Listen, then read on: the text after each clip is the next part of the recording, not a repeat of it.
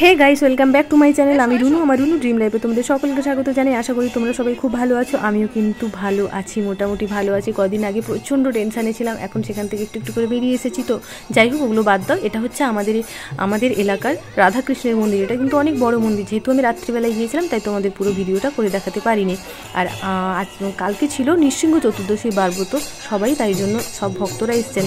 আমি কিন্তু কোনো বারব্রত করিনি।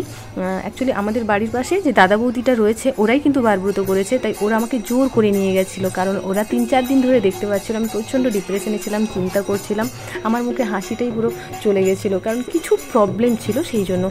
তো তারা এই যে আমাকে জোর করে নিয়ে গেছে আমার মুখে হাসি ফোটাবার জন্য। সত্যি বলছি, আমি কি বলবো, আমার অনেক বুক ভরা ভালোবাসা থাকলো ওদের জন্য। এবং আমি ঈশ্বরের কাছে কামনা করি যেন ওরা খুব সুখী হয় এবং খুব ভালো থাকে। তো যাই হোক, বাইরের লোক এতটা ভেবেছে, এটাই আমার কাছে অনেক অনেক। আর এই দেখো দুষ্টুমি করছে, এটা হচ্ছে আমার দাদার মেয়ে। এই যে আমার ছেলে বসে আছে, ওই যে বৌদি ভাই বসে আছে লাল শাড়ি পরা। তো যাই হোক, আমরা বসেছি।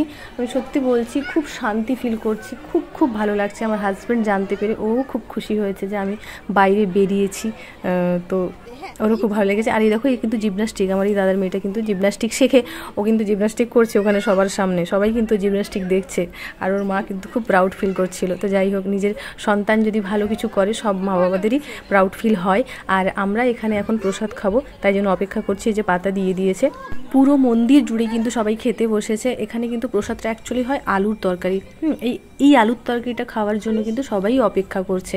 এটাই হচ্ছে এখানকার প্রসাদ। আর এই লাইনে এই যেটা হচ্ছে দাদা ভাই এবং আমি আর আমার ছেলে। এই দেখো, আমাকে পুরো কেলটিটা লাগছে। তো যাই হোক, এই ভিডিওটা যদি কারোর ভালো লেগে থাকে, প্লিজ একটা লাইক করে দিও, সাবস্ক্রাইব করে দিও। আর তোমরা নিজেরাও খুব ভালো থেকো, সুস্থ থেকো এবং ডিপ্রেশন থেকে অনেকটা দূরে থেকো।